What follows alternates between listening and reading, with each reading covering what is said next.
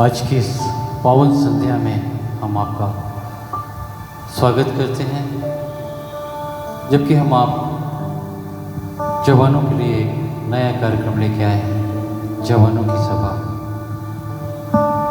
आइए हम कुछ क्षण प्रभु के चरणों में जाएं और उससे इस सभा को आशीषित करने की हम प्रार्थना करें।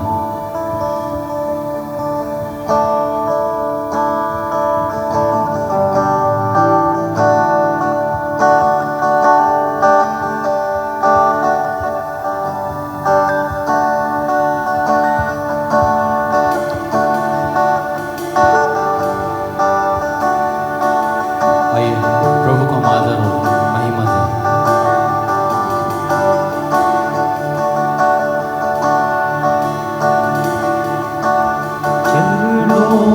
तेरे हम आते हैं, सारा दर्द तुझको देते हैं।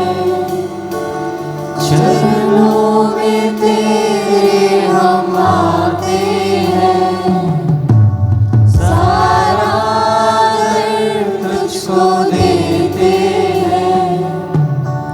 शीश हम झुकाते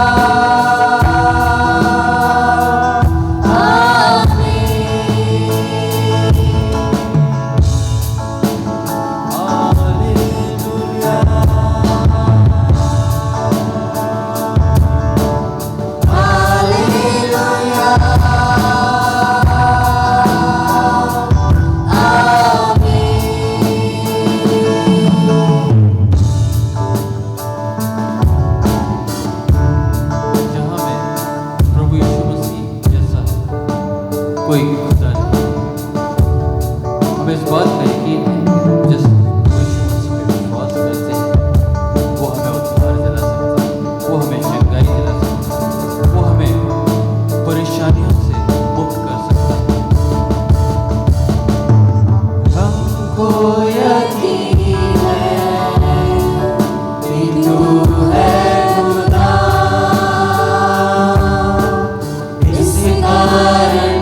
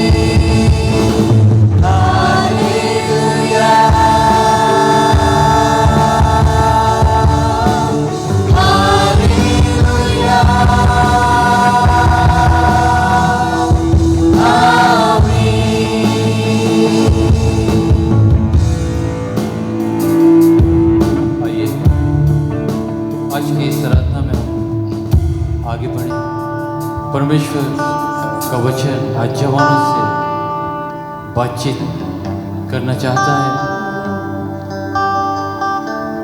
हम अपने जीवन को उसको अर्पित कर दें और इस प्रकार से कि चाक पर हम अपने आप को रख दें और प्रभु जैसा बर्तन हमें बनाना चाहता है हम बने।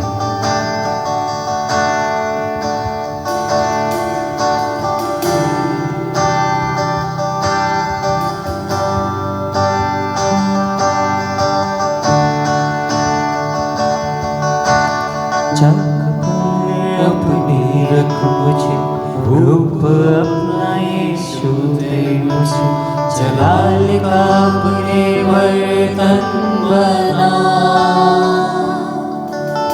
आकार दे अपने हाथों से तेरी मर्जी हो पूरी मुझसे एक ऐसी मुश्क मुझको बना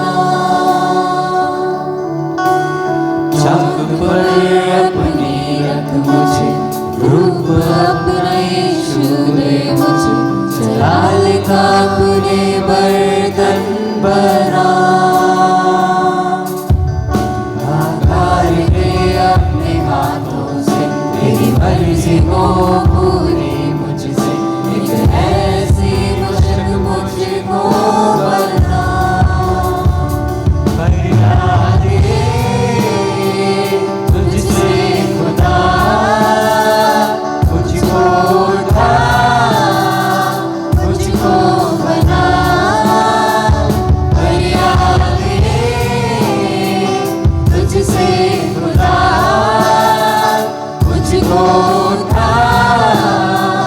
मुझको बना भर दे रूह से अपनी सामर्थ से हमको में अपने चुका मिट्टी में जान हूँ मुझको ढाले हाथों से अपने भर दे रूह से अपनी सामर्थ से पंखों में अपने चुरा मिट्टी में जान हूँ मुझको ढाले हाथों से अपने बना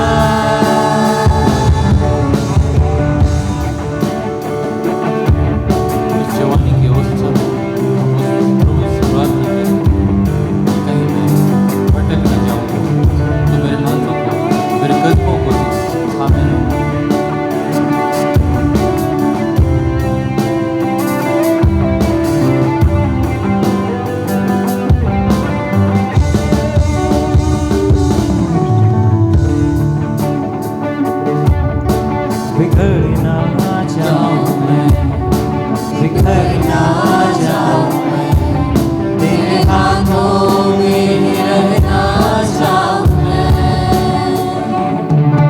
दुनिया की भीड़ में कहीं खो ना जाऊं मैं इस भीड़ में गुजरना चाहूं मैं बिखरना चाहूं मैं बिखरना चाहूं मैं तेरे हाथों में गिरना चाहूं मैं दुनिया की भीड़ में कहीं खो ना जाऊं मैं इस भीड़ में गुजरना चाहूं मैं अपने साए में मुझको छुपा अपने हाथों से मुझको सजा अपने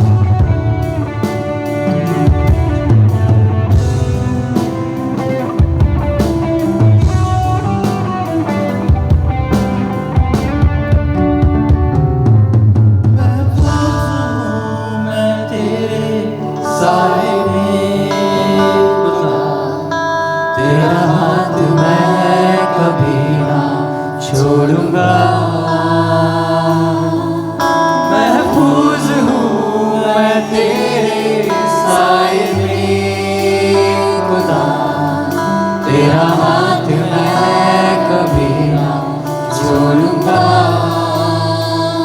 अपने साए में मुझको छुपा, अपने हाथों से मुझको सजा,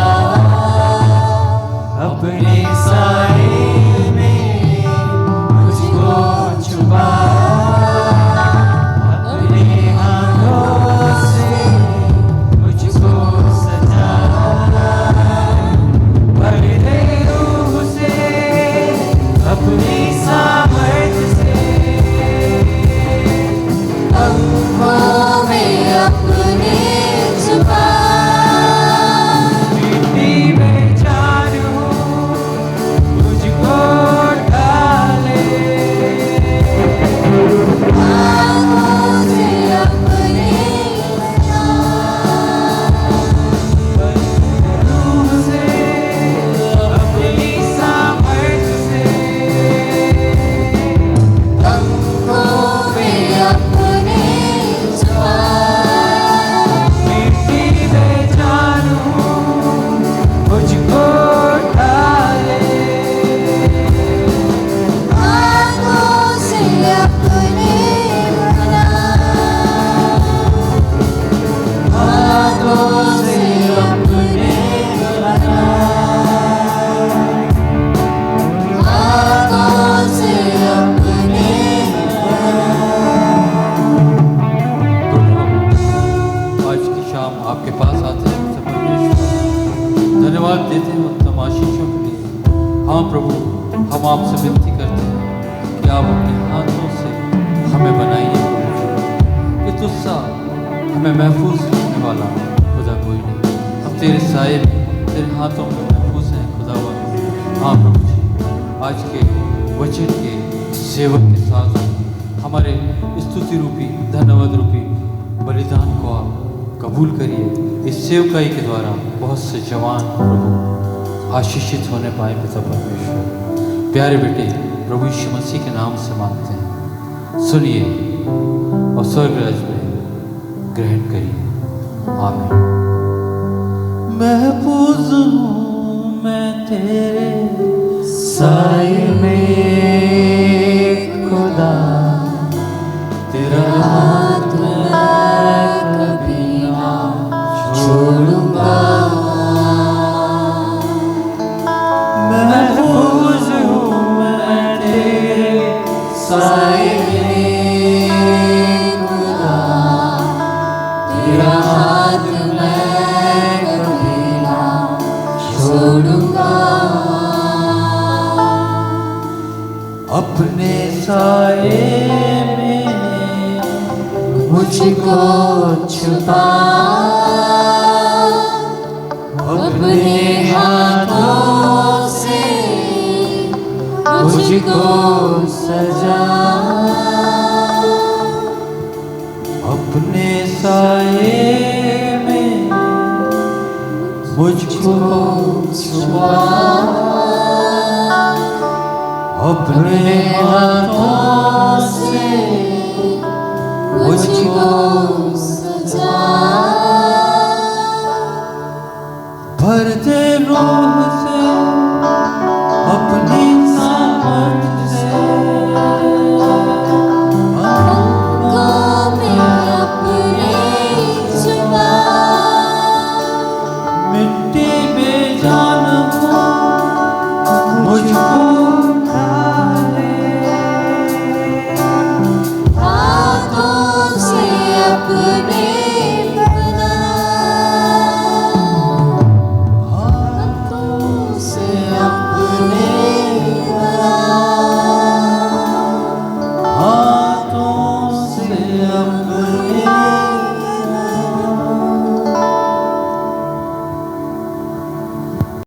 हम स्वागत करते हैं आज की इस शाम की जवानों की सभा में आपका। परमेश्वर पिता को धन्यवाद देते हैं कि हम बहुत दिन से सोच रहे थे कि जवानों की सभा हम YouTube चैनल में आरंभ करें, क्योंकि लॉकडाउन कोरोना महामारी के कारण हमारे युवा सभा बंद हो चुकी थी और जवानों को हम चाह रहे थे कि उनको कुछ आत्मिक भोजन मिले। तो इस नए कार्यक्रम का आज प्रथम दिन है। इसमें हम आप सभी का प्रभु यीशु मसीह के नाम में हार्दिक स्वागत करते हैं। सभी जवानों का मैं स्वागत करता हूं जो इस प्रोग्राम को आज देख रहे हैं। परमेश्वर आपको बहुत आशीष दे और अपनी आशीषों से माला माल करे। ये जो जवानों की सभा प्रारंभ करी गई है, ये जवानों के लिए एक मंच होगा कि वो यहाँ आके अपने टैलेंट को भी बता सकते हैं, स्तुति आराधना कर सकते हैं, वो अपनी गवाहियाँ दे सकते हैं और बहुत अच्छे अच्छे वक्ता इस सभा में आपके सामने प्रभु के वचन को आपको प्रचार करेंगे। जवानों की आवश्यकताओं के लिए प्रार्थना की जाएगी।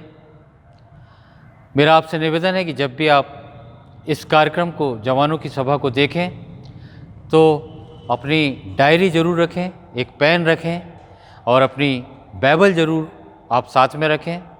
इसके साथ ही हम आपसे निवेदन करते हैं कि जब हम स्तुति आराधना करते हैं यहाँ, आप भी हमारे साथ शामिल होइए। अपने घरों में रह के इन गीतों को आप गाइए। हम परमेश्वर पिता को धन्यवाद देते हैं। परमेश्वर को हम लाखों लाख धन्यवाद देते हैं कि ऐसा सुनहरा अवसर हमने हमारे जीवन में लाया। मैं आमंत्रित करूंगा भाई सुदीप तिगनाथ को कि वे परमेश्वर के वचन को आज की संध्या हम जवानों के बीच में बांटें और हम अनेकों अनेक आत्मिक आशीषों को प्रभु यीशु मसीह के द्वारा प्राप्त करने वाले बन सकें। हम छोटी सी प्रार्थना वचन के सेवक के लिए करेंगे। प्रभु, हम धन्यवाद देते हैं तेरे दास भाई सुदीप तिगनाथ के लिए जो आज इस वचन को यहाँ शेयर करते हैं। प्रभु जी, उन सुनने वाले जवानों के साथ होइए। प्रभु जी, अपना पवित्र आत्मा बहुत आयत से आपके दास पर उंडेलिए। पिता परमेश्वर, इस सेवकाई के द्वारा बहुत से जवान आत्मिक लाभ और बहुत से लाभों को प्राप्त कर सके। प्रभु जी, जितने भी जवान इस कार्यक्रम को आज देख रहे हैं प्रभु जी और सुन रहे हैं, और जितने भी कलीसिया के सदस्य इसमें शामिल हुए हैं, पिता परमेश्वर, आप सबों को आशीषित करिए प्रभु जी। और आज की शाम को आप एक आशीषमय शाम बनाइए पिता परमेश्वर। एक बार फिर वचन के सेवक भाई सुदीप को आपके हाथों में सौंपते हैं। प्रभु यीशु मसीह के नाम से इस विनती को मानते हैं।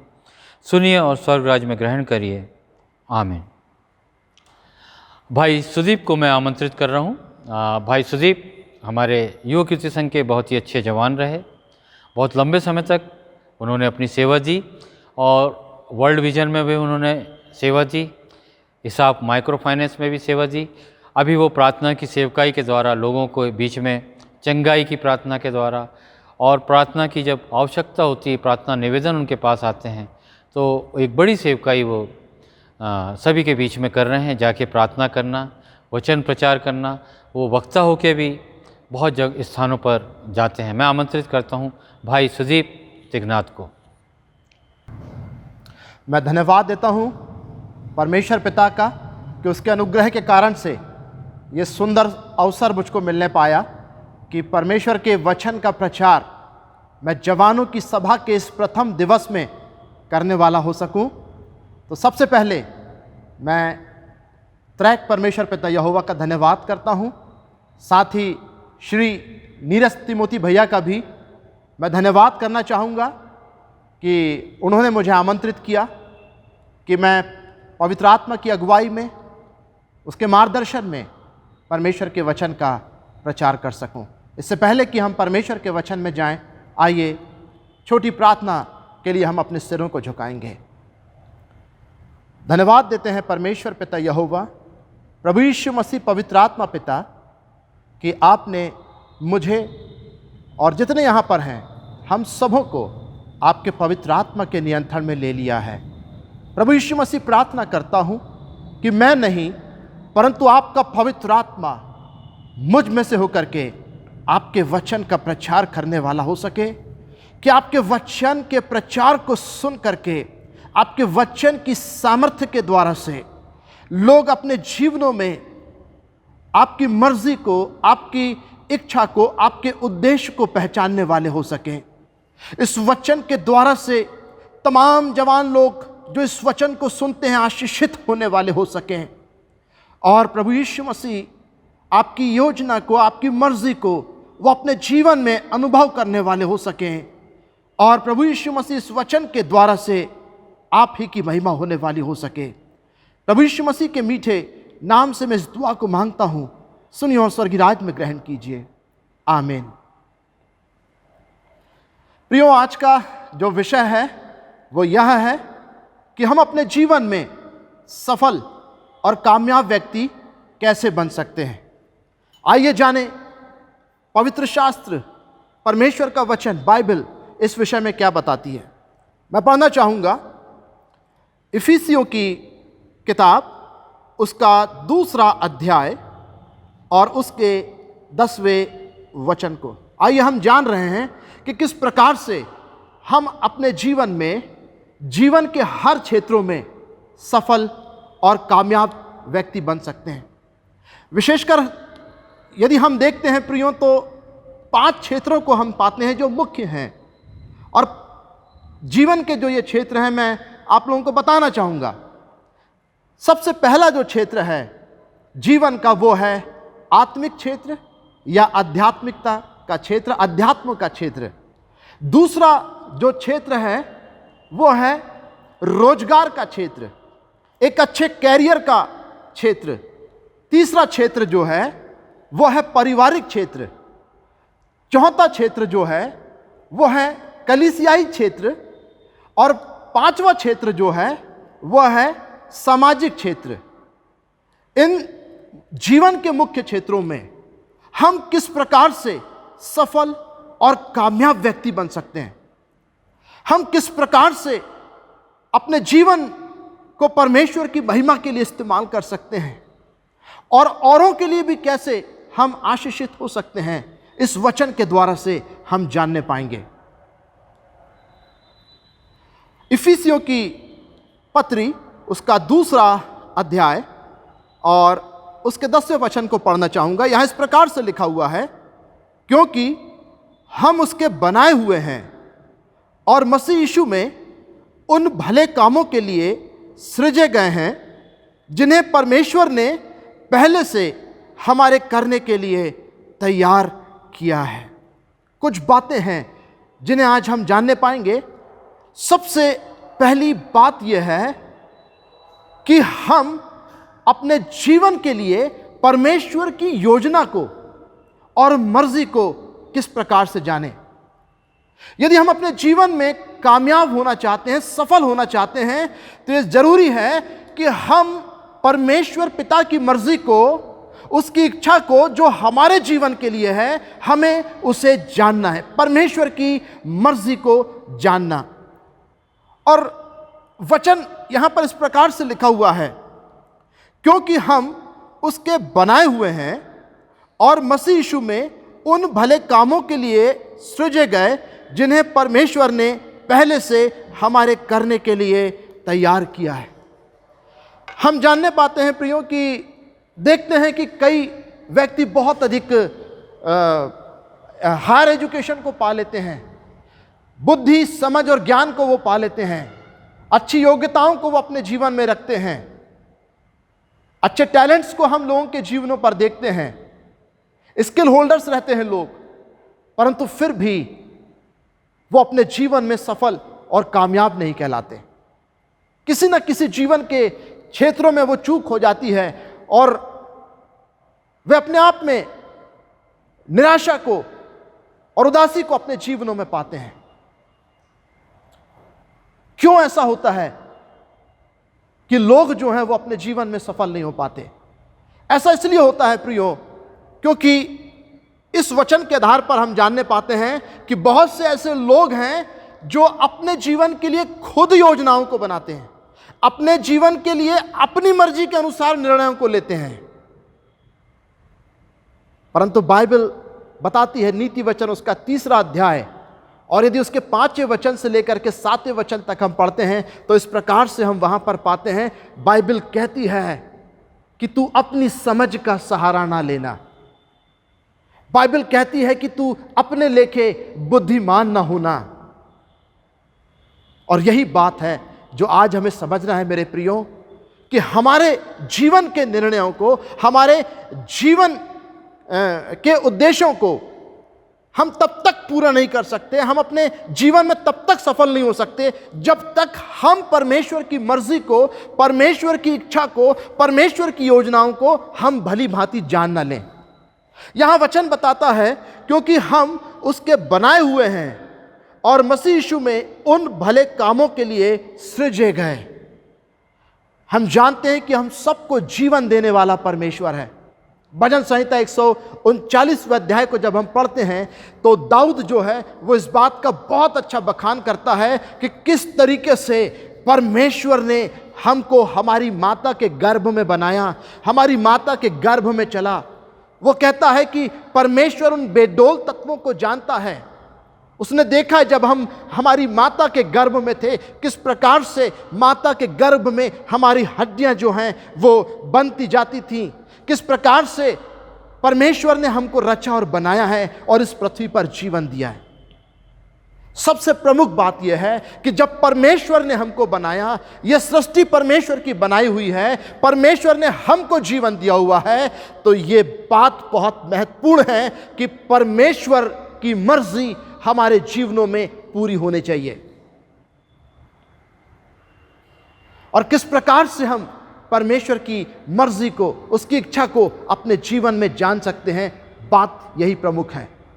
यहां पर लिखा हुआ है क्योंकि हम उसके बनाए हुए हैं और मसीह यीशु में उन भले कामों के लिए सृजे गए जिन्हें परमेश्वर ने पहले से हमारे करने के लिए तैयार किया है।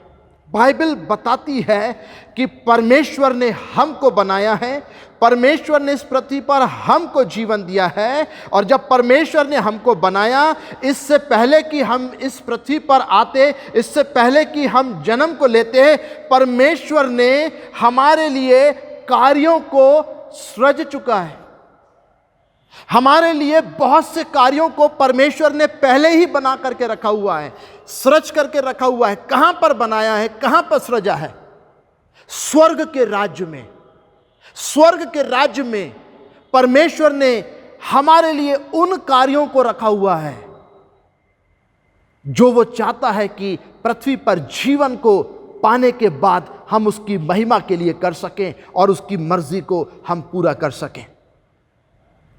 यहां पर लिखा हुआ है कि मसीह यीशु में उन भले कामों के लिए सृजे गए हैं, भलाई के काम को करने के लिए, एक अच्छा जीवन जीने के लिए, परमेश्वर की महिमा करने के लिए, उसकी स्तुति आराधना करने के लिए, उसकी मर्जी को पूर्ण करने के लिए परमेश्वर ने हमको बनाया है और जीवन दिया है।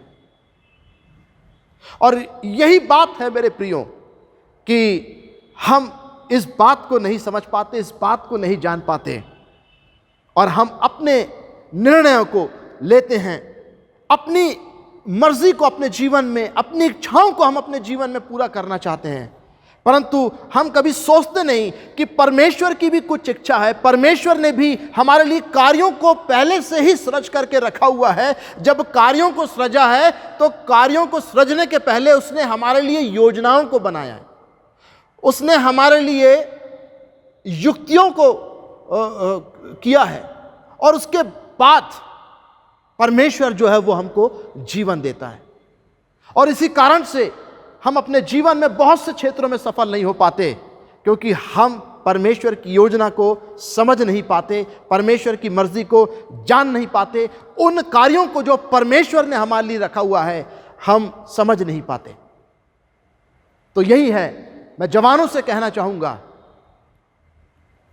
कि इस वचन के आधार पर अब हमें समझना है परमेश्वर आपने कौन से कार्यों को रखा हुआ है हमारे लिए कि हम इस दुनिया में करें, कि उन कार्यों को करके हम आपकी मर्जी और इच्छाओं को पूरा कर सकें, जीवन के हर क्षेत्रों में आशीष पा सकें, जीवन के हर क्षेत्रों में सफलता को पा सकें और बहुतेरे लोगों के लिए, अपने परिवार के लिए, अपनी कलीसिया के लिए, अपने समाज के लिए और अन्य जाति के लोगों के लिए भी हम आशीष के कारण को बन सकें।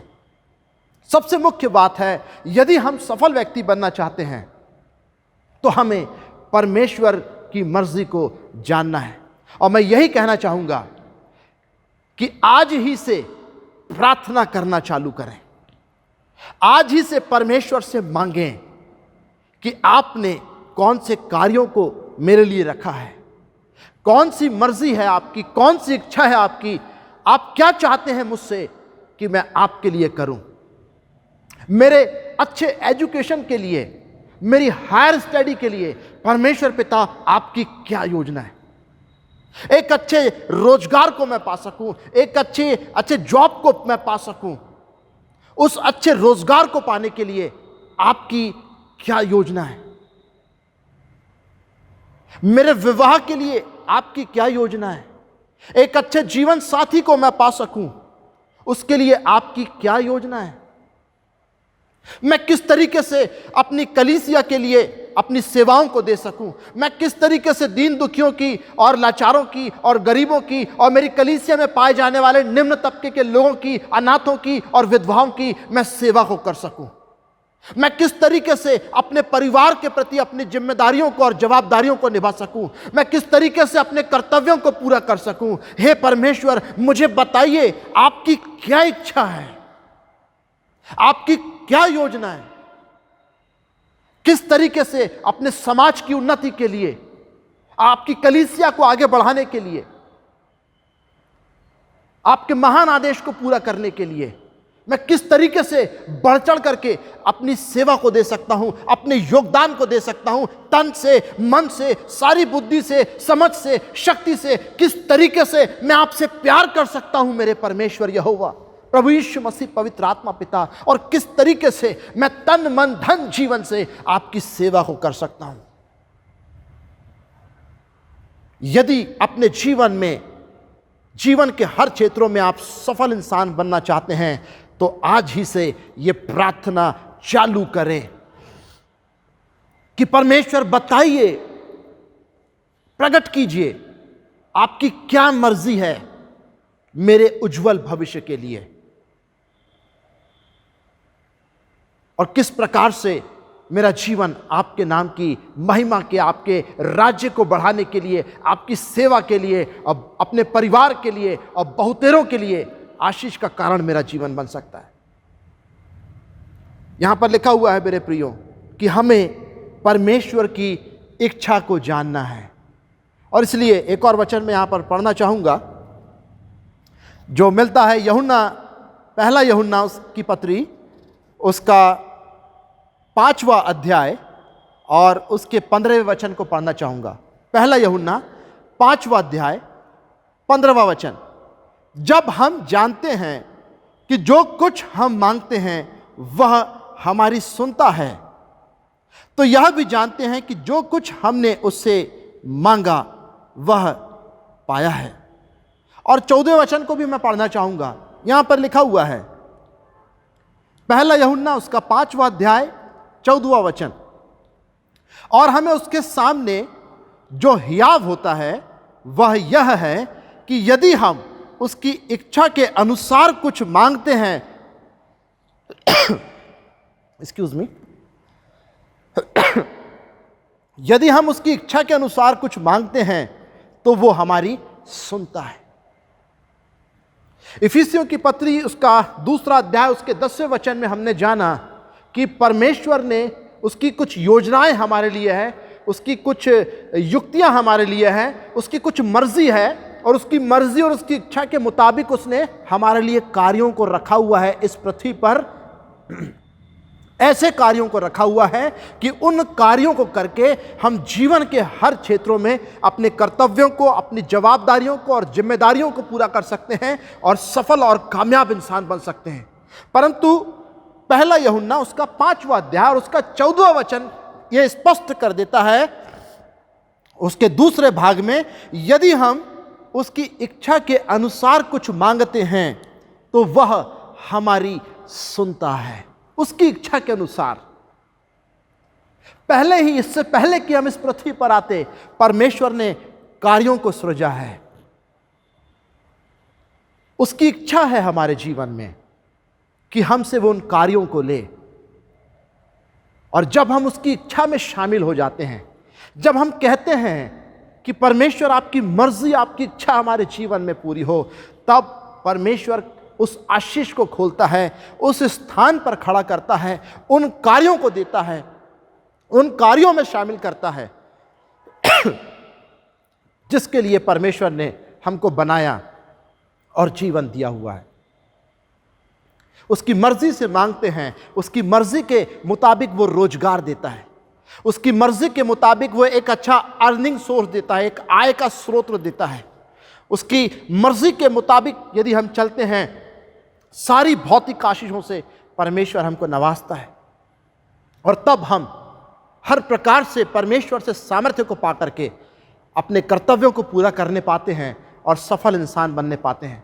तो सफल व्यक्ति बनने के लिए सबसे प्रथम भाग यह है कि हम परमेश्वर की योजना को अपने जीवन में पूरा होने के लिए प्रार्थना करें। दूसरी बात यह है मेरे प्रियो कि हमें अपना संपूर्ण भरोसा अपने परमेश्वर पर रखना है।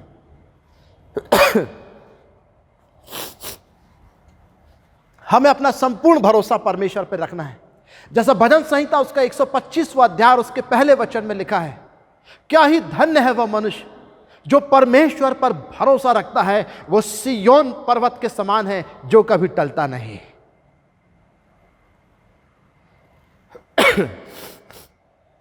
यदि चाहते हैं मेरे प्रियो हम लोग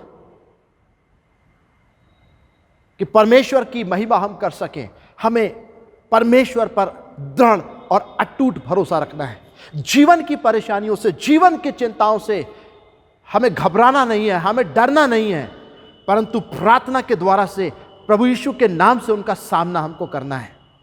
कैसा होना चाहिए भरोसा? ऐसा भरोसा कि यीशु मसीह कहते हैं, यदि राई के दाने के बराबर तू मुझ पर विश्वास करेगा तो इस पहाड़ से कहेगा कि समुद्र में जा पड़, तो वो तेरे लिए हो जाएगा।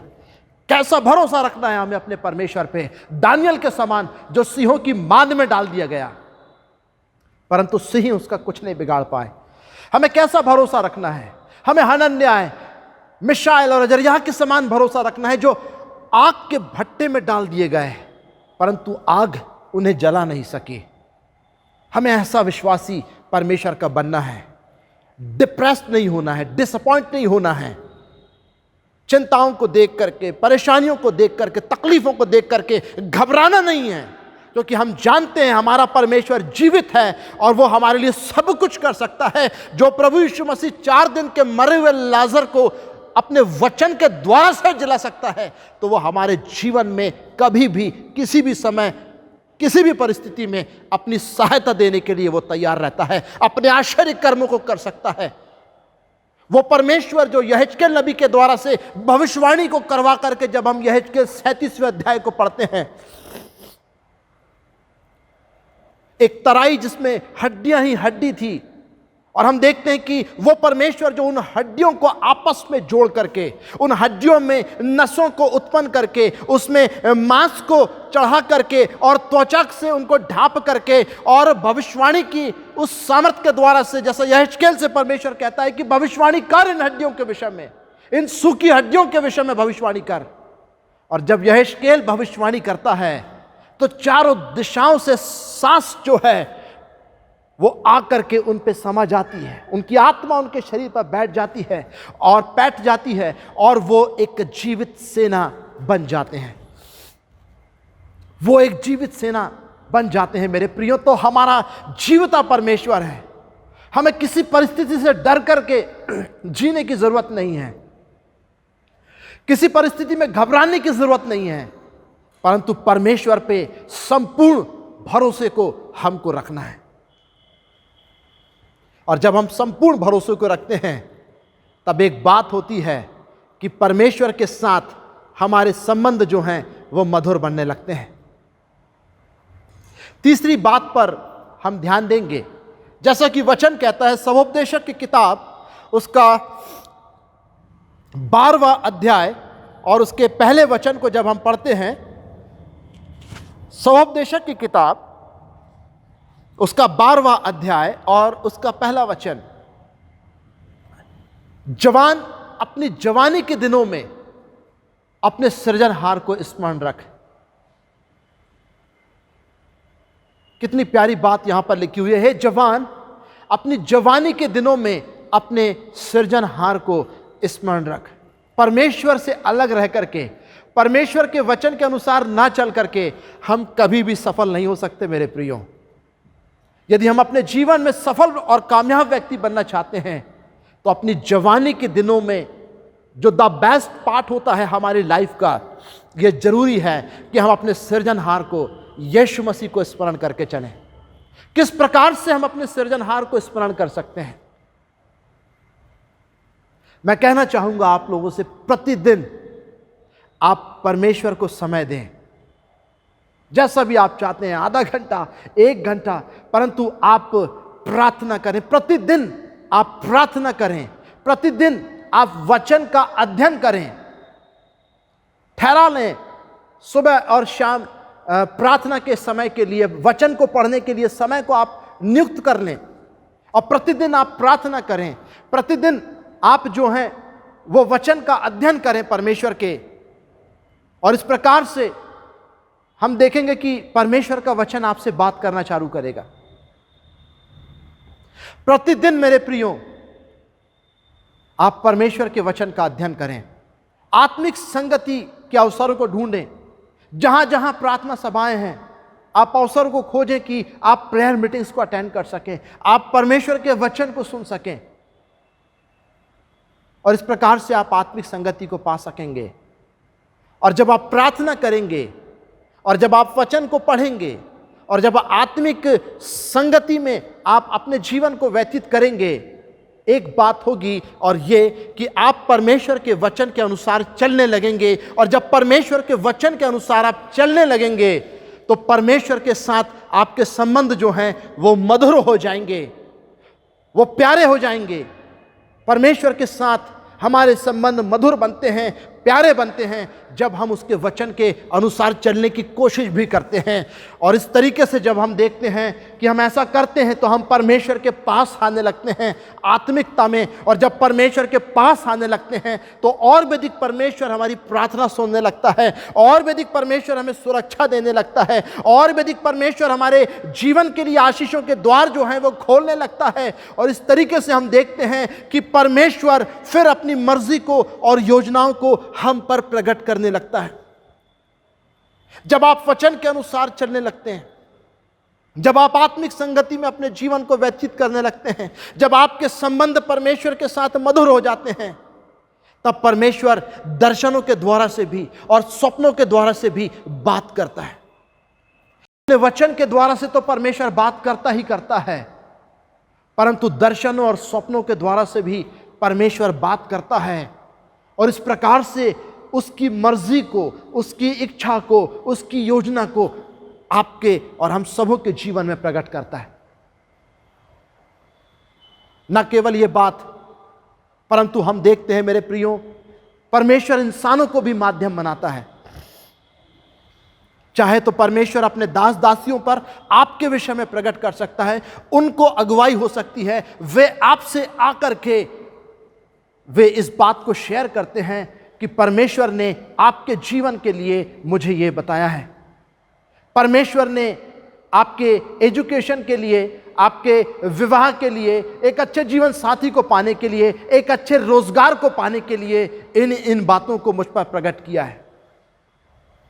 और मेरा यह अनुभव है मेरे प्रियो, यदि हम परमेश्वर का भय मानते हैं, परमेश्वर के वचन के अनुसार चलते हैं और इस प्रकार से प्रार्थना करते हैं कि परमेश्वर आपकी मर्जी मेरे जीवन पर पूरी हो जाए, मैं वही कार्य करना चाहता हूं जो आपने इस दुनिया में मेरे आने से पहले मेरे लिए सृज करके रखे हुए हैं। परमेश्वर एक बार नहीं परंतु 2-2 बार जो है वो आपके जीवनों पर प्रकट करेगा, चाहे तो दर्शन के द्वारा से, चाहे तो स्वप्न के द्वारा से, चाहे अपने दास और दासियों के द्वारा से, चाहे बुजुर्गों के द्वारा से, पुरनियों के द्वारा से, परंतु परमेश्वर किसी न किसी प्रकार से अपने वचन को, अपने संदेश को आप तक पहुंचाएगा। और इस प्रकार से आप परमेश्वर की मर्जी को जान सकते हैं और उसकी योजनाओं में शामिल हो सकते हैं और उन कार्यों को कर सकते हैं जो परमेश्वर ने हमारे और आपके आने के पहले स्वर्ग के राज में हमारे लिए सृजे हैं, कि उन कार्यों के द्वारा से हम जीवन के हर क्षेत्रों में सफल बन सकें और परमेश्वर की महिमा को हम करने वाले हो सकें। अब इन बातों को हमने जाना मेरे प्रियो, यदि हम सफल होना चाहते हैं, सबसे पहली बात कि हमें परमेश्वर की योजना और इच्छाओं को जानना है। दूसरी बात हमने जाना कि संपूर्ण हृदय से हमें परमेश्वर पर भरोसा रखना है, यह विश्वास करना है कि उसने कार्यों को हमारे लिए रखा है और वो हमें इस्तेमाल करेगा। तीसरी बात यह है, अपनी जवानी के दिनों में हमें अपने सृजनहार को स्मरण रखना है। और अब चौथी बात जो है वो ये बात है, और वो बड़ी मुख्य बात है, जो मत्ती रचित सुसमाचार उसके 6वें अध्याय और उसके 33वें वचन में मिलती है। यहां पर इस प्रकार से लिखा हुआ है मेरे प्रिय, यदि मत्ती रचित सुसमाचार उसका 6वां अध्याय उसका 33वां वचन जब हम पढ़ते हैं, उसके सार को हम देखते हैं। यहां पर लिखा है, सबसे पहले तू परमेश्वर के धर्म और राज्य की खोज कर। कितनी प्यारी बात यहां पर है। मैं पढ़ना चाहूंगा परमेश्वर के वचन में से, मत्ती रचित सुसमाचार उसका 6वां अध्याय और उसका 33वां वचन।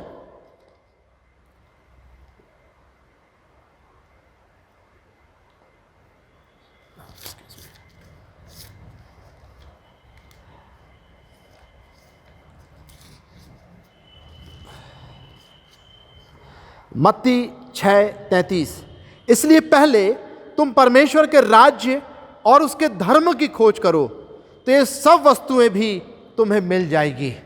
जीवन की सारी आशीषें परमेश्वर देने को तैयार है, पर वो चाहता है कि हम उसके धर्म और राज्य की खोज करें। और ये तब होता है जब हम भी अपने मन से ये चाहते हैं कि परमेश्वर की इच्छा को हम जान सकें, उसकी मर्जी को हम जान सकें, किस उद्देश्य के लिए परमेश्वर ने जीवन दिया, मुझे किस उद्देश्य के लिए बनाया है, किस उद्देश्य के लिए उसने मुझको चुना हुआ है। और इस प्रकार से मेरे प्रियो, हमें परमेश्वर के धर्म की यानी धार्मिकता की और राज्य की खोज करना है। तो परमेश्वर कहता है, मैं जीवन की सारी आशीषें तुमको दूंगा यदि तुम सच्चे हृदय से, सारे मन से, सारे हृदय से, सारी लगन से मेरे धर्म की और मेरे राज्य की खोज करोगे।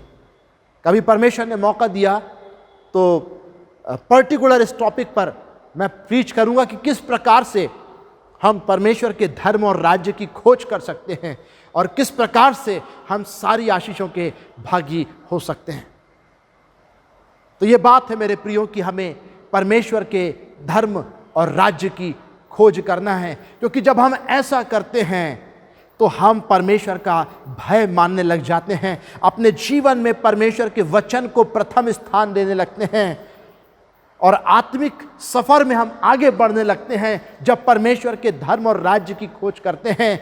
और तब ऐसा होता है कि हम अपने आप को, अपने जीवन को परमेश्वर के वचन के अनुसार व्यतीत करने के लिए पवित्र करने लगते हैं। हम परमेश्वर से पापों की क्षमा को मांगने लगते हैं, हम परमेश्वर से अपने गुनाहों की तौबा को मांगने लगते हैं। और धर्म और राज्य की खोज करते करते जब हम परमेश्वर से अपने गुनाहों की माफ़ी को मांगते हैं तो वो परमेश्वर हमारे गुनाहों को माफ़ करता है और एक सुंदर और अनमोल तोहफे को देता है, और वो तोहफा है पवित्र आत्मा की सामर्थ्य, पवित्र आत्मा पिता का वरदान, पवित्र आत्मा का बपतिस्मा, पवित्र आत्मा का अभिषेक।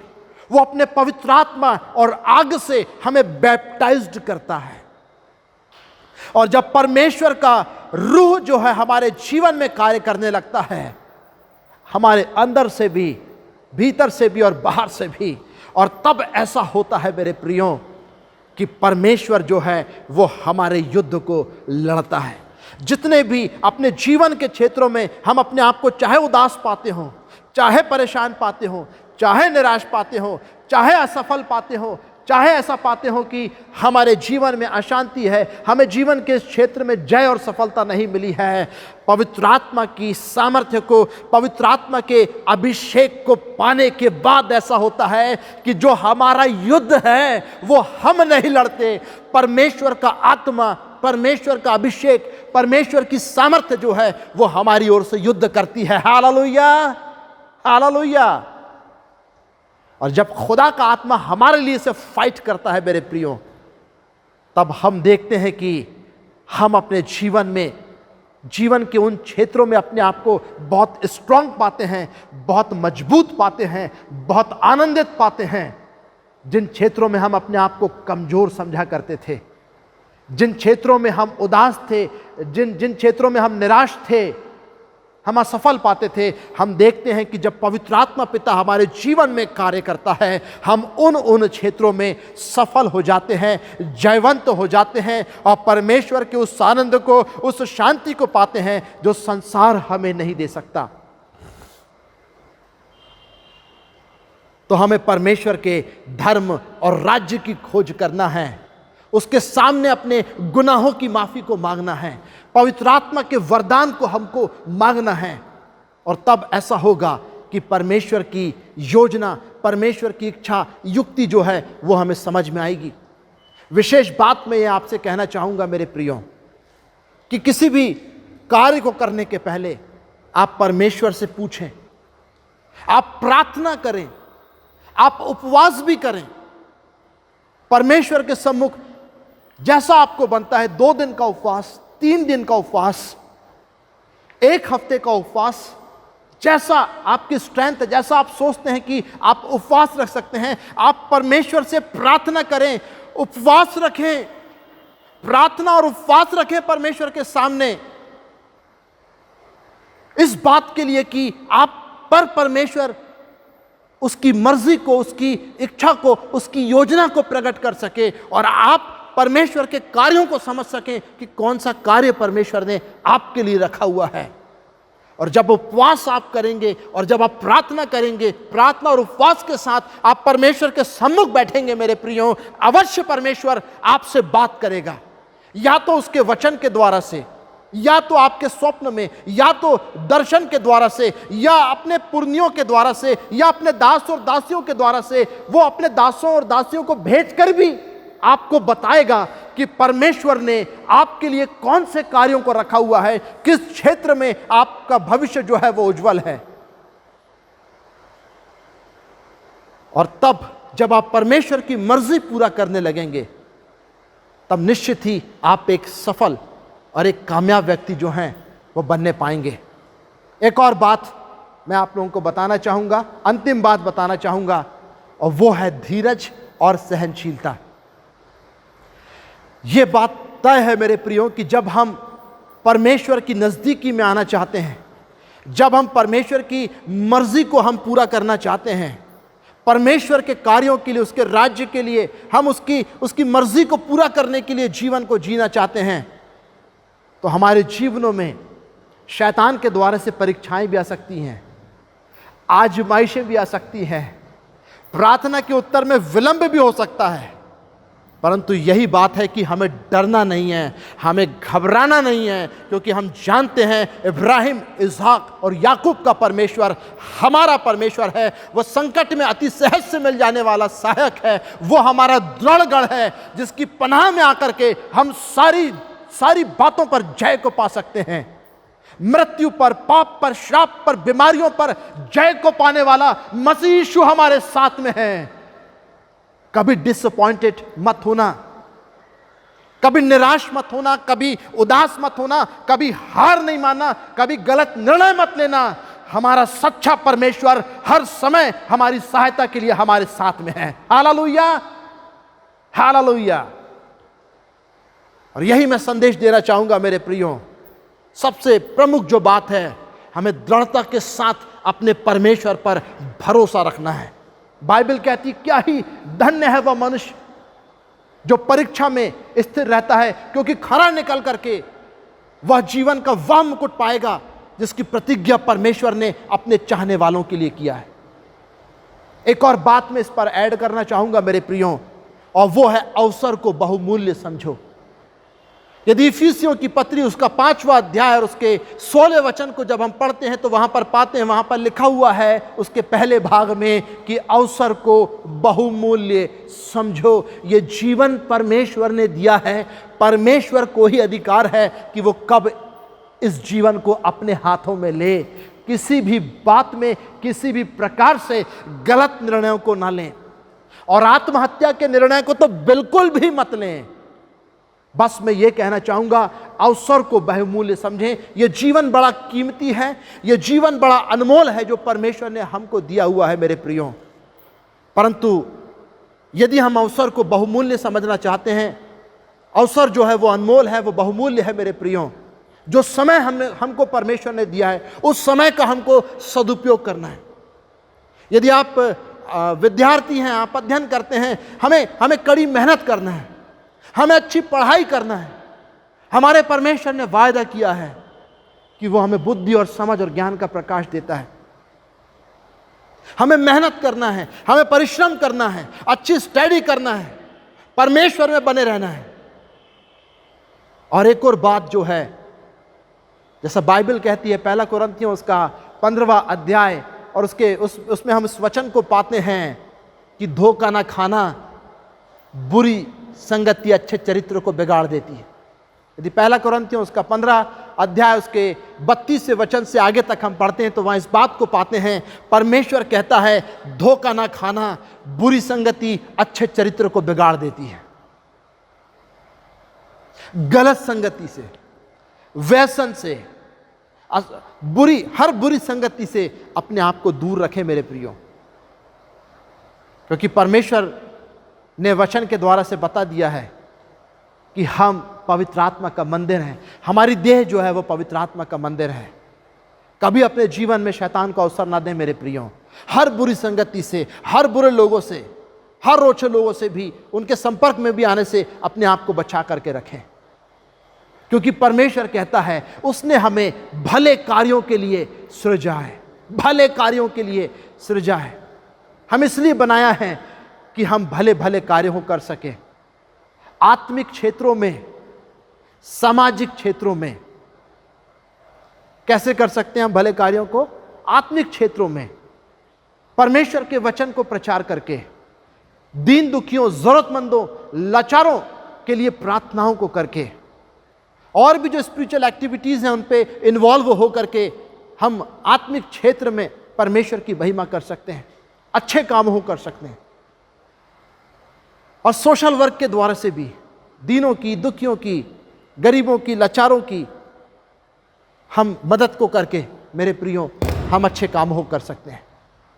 तो मैं परमेश्वर पिता का धन्यवाद देता हूं आज के इस वचन के लिए, किस वचन के द्वारा से हमने जाना कि किस प्रकार से हम परमेश्वर की मर्जी को, उसकी योजनाओं को जान सकते हैं, और किस प्रकार से उन कार्यों में शामिल हो सकते हैं जो हमें जीवन देने के पहले भी परमेश्वर ने स्वर्ग के राज्य में हमारे लिए सृजा है।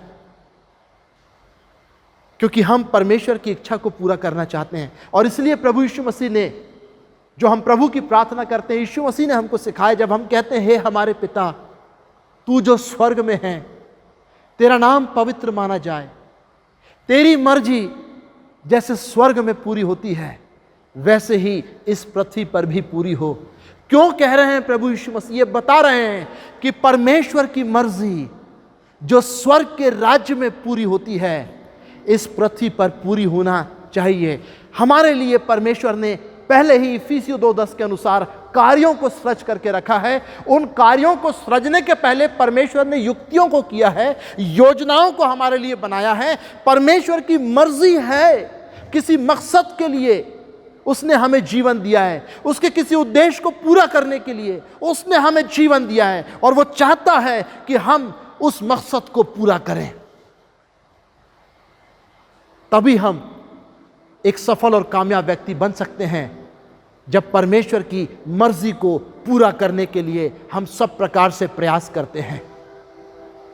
और यदि हम परमेश्वर की मर्जी को पूरा करने के लिए नहीं सोचेंगे, यदि हम नहीं सोचेंगे परमेश्वर हमसे क्या चाहता है, कौन से कार्यों को कराना चाहता है, कौन से जॉब को देना चाहता है, कौन से क्षेत्र में खड़ा करना चाहता है, यदि हम नहीं जानेंगे मेरे प्रियो, और अपने लेके हम बुद्धिमान बनेंगे, अपनी समझ का हम सहारा लेंगे, तो परमेश्वर की आशीषों से वंचित रह जाएंगे और असफलता ही हाथ लगेगी। परंतु जब हम परमेश्वर की मर्जी में शामिल होने का निर्णय कर लेते हैं, अपने हृदय से तब हम परमेश्वर की समस्त आशीषों को पा सकते हैं अपने जीवन में, और जीवन के हर क्षेत्रों में हम सफलता को पा सकते हैं, और प्रगति और उन्नति और कामयाबी जो है वो हमारे साथ में होगी। परमेश्वर का हाथ, परमेश्वर का साथ जो है वो हमारे ऊपर होगा, और हम तमाम क्षेत्रों में, चाहे वो आत्मिक क्षेत्र हो, चाहे रोजगार का क्षेत्र हो, चाहे परिवार का क्षेत्र हो, चाहे कलीसिया का क्षेत्र हो, चाहे समाज का क्षेत्र हो, हम आशीष का कारण बन जाएंगे।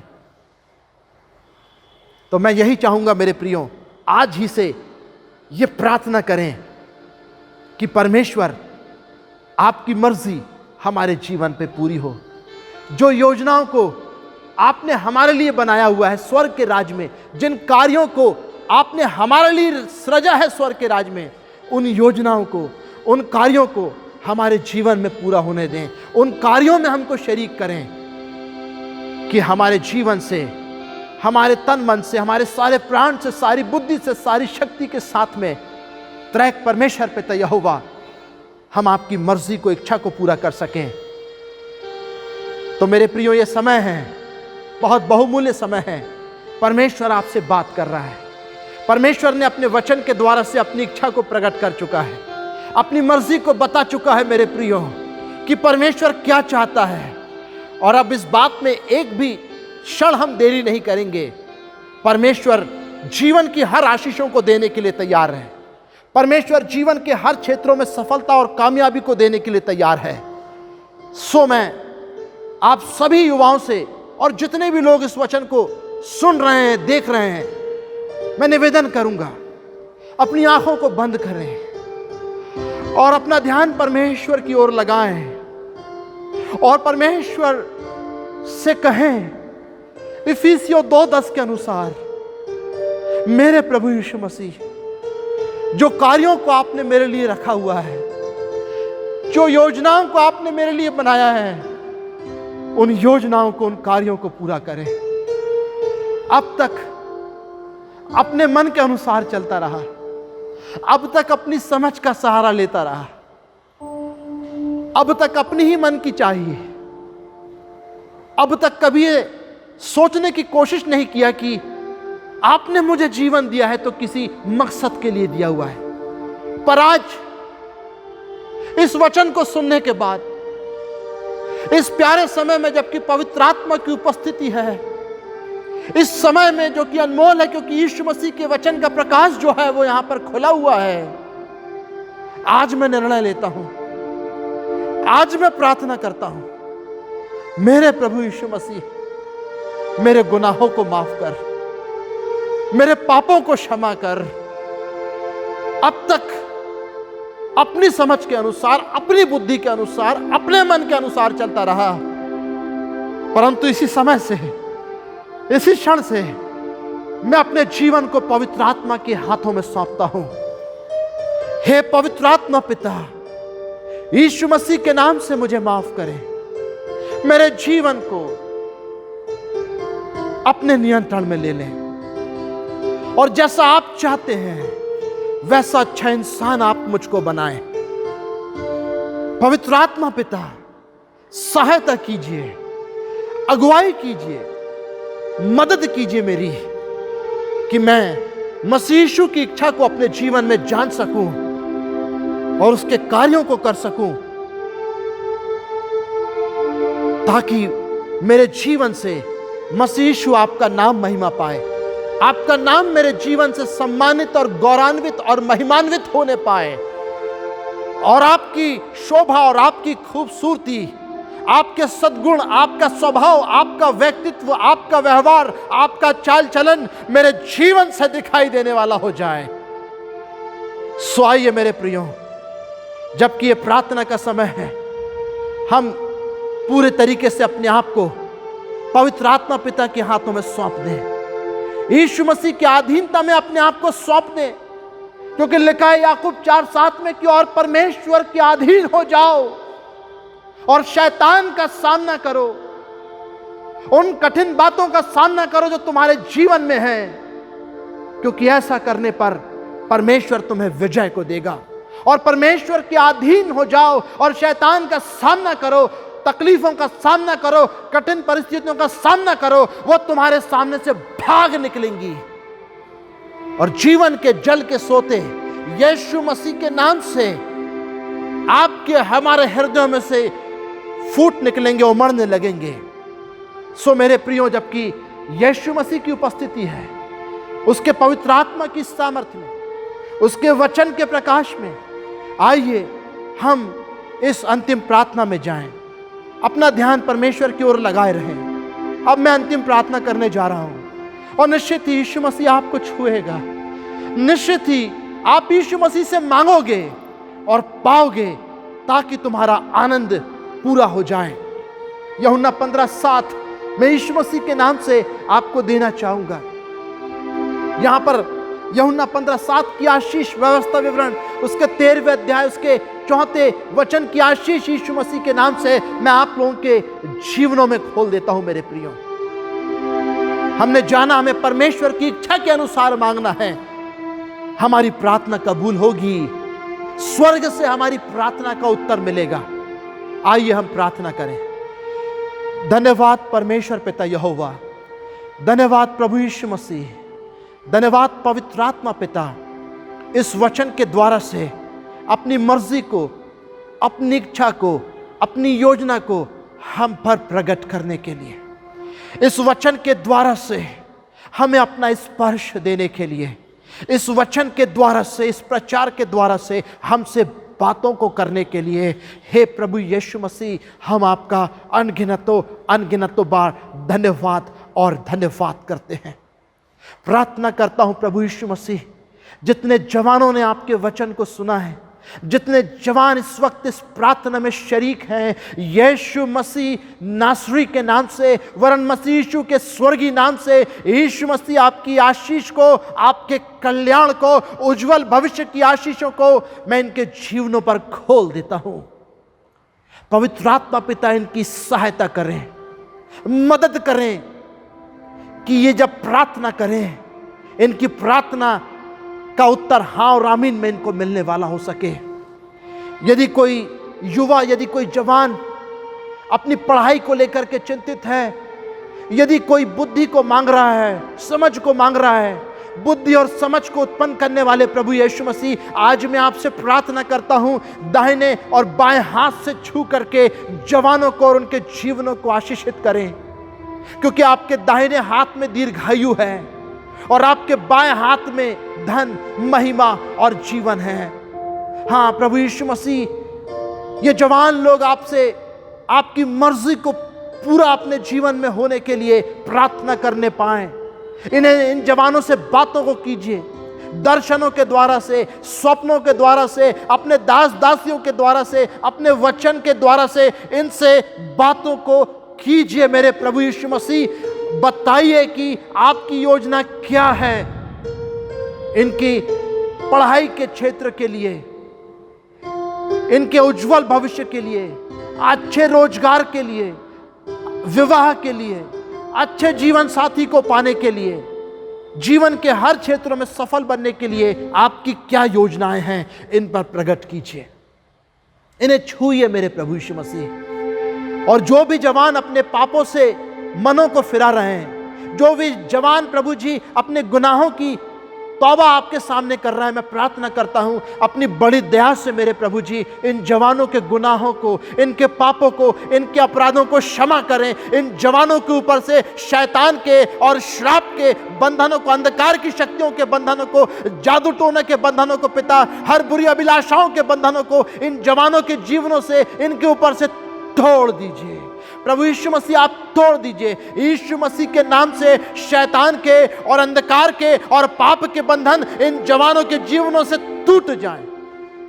और प्रार्थना करता हूं, पवित्र आत्मा का वरदान दीजिए पिता, पवित्र आत्मा का अभिषेक, पवित्र आत्मा की सामर्थ्य, स्वर्गीय दान और वरदानों से इन जवानों के जीवनों को भर दीजिए पिता। दीजिए पवित्र आत्मा का बपतिस्मा, ताकि खुदावंद यीशु मसीह या आपके चुने हुए पात्र के समान प्रभु जी ये प्रकट होने वाले हो सके और अपने जीवन से आपके नाम को महिमा देने वाले हो सके।